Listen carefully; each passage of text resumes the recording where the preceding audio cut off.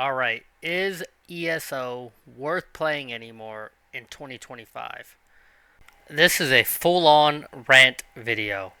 A rant about how ZOS and the devs don't care, how they give us slop, and how they don't try, and that they're trying to kill the game. That's all this video is. So if you're not interested, that's okay. If you're interested in hearing my opinions on the game, go ahead and take a listen. It just is what it is. Because honestly, it might be time to delete ESO for good. And let me just touch up on some real quick. Have you seen the views on ESO? Twitch views, YouTube views, they're all in the gutter. All in the gutter. There's people who used to average 10K views a video, people who used to average 150 viewers without drops, and now it's all dead. Viewership is completely in the gutter. Completely in the gutter.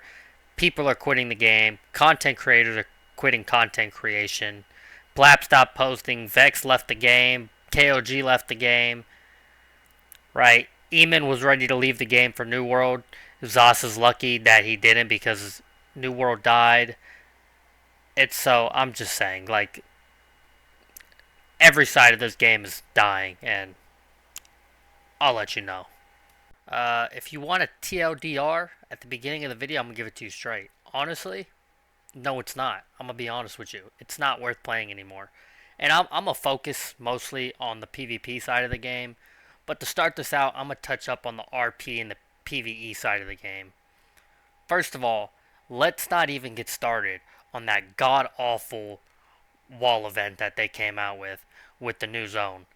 That was the worst, absolute worst event I have ever seen in any video game I've ever played in my entire life. It was honestly really embarrassing, and it was kind of disgusting. Uh, Second of all, let's touch on this content pass they came out with. Was absolutely ridiculous. Don't know why they did that, but that was also a terrible decision, especially when they put the strongest mythic in the game behind that $60-$70 content pass that you have to buy to be in full meta. Because let me tell you, if I'm the best player in the game, or tied, let's say I'm top 5 players, right, in PvP. Meep is a top 5 player in PvP, right? And we duel. And I don't have Monomyth and he has Monomyth. I'm going to be honest with you. I'm probably never going to win that duel. Because I'm not going to have enough damage. He's going to be more tanky because you get the major protection and the minor vitality. It's honestly ridiculous. I mean, yes, you can compete. You can go out and do amazing things. But you're going to do better things if you have Monomyth. And you're not going to do those amazing things regardless if you're not good at the game. But Monomyth is going to level you up and make you feel good at the game. The full meta. You put on the full meta with Markin versus the full meta with Monomyth, it's going to be a night and day difference, to be honest. Night and day difference. And first of all, I mean, let me tell you. I mean, the balancing in this game is atrocious. Subclassing in general was lousy. It was half-assed. They didn't try. They didn't try on it. It was them putting something out so they don't have to do any more work. Right? Hey, why balance individual classes? Why come out with new classes when we can just give you access to mix and match every class? We're not going to balance any of it. We're just going to throw it all out there, and this should hold y'all off long enough so we can make a little bit more money from the crown store before this game probably dies. It's what they did. I mean, it's kind of what they're doing, right? And then you look at Vengeance, and it's like, what are you doing, right? They said, oh, Brian Willer's quote, we got all this amazing feedback from Vengeance. The Vengeance test came around. The first Vengeance tests were populated, right? The first day, you had 3 bars on both of them. Then that last one came out, and now there's one coming out in December. First of all, the last one that came out was completely dead all times of the day. Even prime time Friday, Saturday, never hit 9 bars a single time. I personally only played it because people didn't want to play the game and they wanted to see somebody else suffer in Vengeance. So I streamed it. And I made money streaming it. It's the only reason I played it. If I was playing the game for free and I didn't make any money whatsoever from streaming ESO or playing ESO Vengeance, I would have never played any of it. It would have been like the first time it came around where I wasn't streaming. I played it one time for about an hour and a half to make a video, and then I didn't touch for the rest of. I didn't even get on ESO for the rest of that week because it was embarrassing. Then you look at all the new trials and dungeons they come out with. The content's just not the same as it used to be. It's like they're not putting any effort in to anything that they're doing. They're not listening to the community. They say they have all this good feedback about 8v8 and 4v4s, but when you go and you look at the feedback that everybody provides, it's everybody saying bring back OG BGs. 8v8 is boring. 8v8's trash. 4v4 is trash. It's not competitive. Right? People heard the word competitive and they completely scammed us out of any type of competitive game mode with these 4v4 competitive BGs. It's not competitive. Let's be honest. It's like the least competitive thing I've ever seen in my life. If they really wanted to fix the game, if they really wanted to add competitive, why don't they host dueling tourneys? Why don't they have a 1v1 arena? Why don't they add things that WoW have? Right? Why don't they have any type of things whatsoever that every other successful MMO RPG has? Right? They got rid of the BGs that everybody liked and they added trash BGs nobody liked. They took away class identity, which everybody liked. They gave us, and there would have been nothing wrong with subclassing, in my opinion. It would have performed a lot better if they actually gave it out to us correctly instead of the slop that they threw at us. Unbalanced, combine whatever class you want. First of all, subclassing should have been at max, one skill line.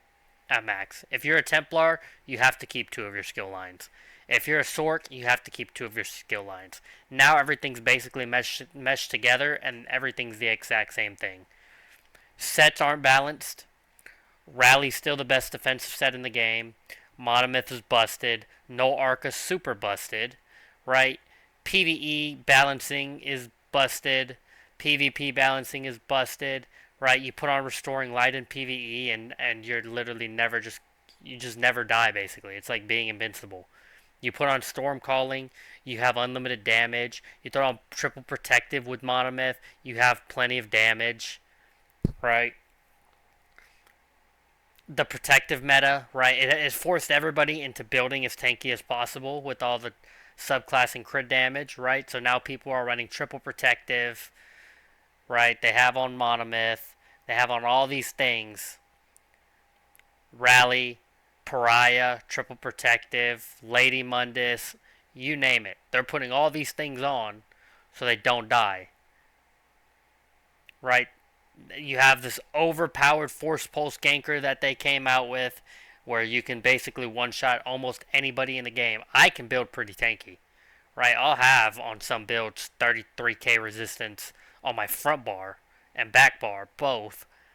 Right? With Rally Cry, and that I'll get ganked by Gomar Avocado, and he'll almost one-shot me. I'll survive, right, with like 3k HP left. But I also block half his combo. Think about the average player running around that gets ganked by him. You're just insta-dead every time. Or you're building a tank. Or you're fighting some guy who's better than you at the game in full meta, feels super tanky because he's running Restoring Light with Triple Protective, and then he 500 Balor Dawn Breakers you with Beetles, and you die, and you're like, wow, this guy's cheating. He's not cheating. It's just called the meta. It's boring. Zos doesn't care. We have a community manager that doesn't listen. We have a PvP director that doesn't play the game. Like, I don't understand what they're doing. They should, at this point, just tell everybody what the idea is. Hey, guys, ESO is going to die. It is going to die. It has been going downhill for a few years now, right? Like 3-4 years, the numbers have been going down. The player count has been going down.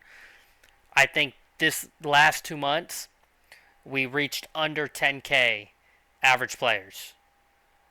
That's sad, because it's been a while since ESO averaged under 10k active players on the Steam charts. It's at like 8,000. The game is completely dead. They don't release any good content. They give us a terrible event. They say, sorry, here's 8k endeavors. What am I going to do with 8k endeavors? Let's be honest. We don't want 8k endeavors. We want a good event. You owe us a refund. There's no incentive to play the game. right? And the way they balance things is so ass backwards. It's kind of sad. It's especially for PvE. It's when you play PvE, when a new trial comes out and a new patch comes out, right? And there's something absolutely busted, like the no Arca beam build, and all the sweats. That one YouTuber Hypoxis dude, right? He goes and he takes his group and they trifecta it on the second day with all the overpowered tech that they have, and all the groups that aren't quite that good. Now they have to end up trying to do the trifecta or beat the trial with something not as good because they end up nerfing it. It's like you're going backwards. You're going backwards. The trial's already too hard, right? Or already really hard. And if you're not a top, I guess PvEer in the game with a comp group that knows what they're doing, you're going to be trying to do this trifecta after they nerf everything that guy just ran it with and completed it with no problem. It's 10 times harder now. It doesn't make any sense. Overland content, they barely announced that they're working on it. Crossplay has been, existed for 5 years at this point, and they just announced that they're going to work on it.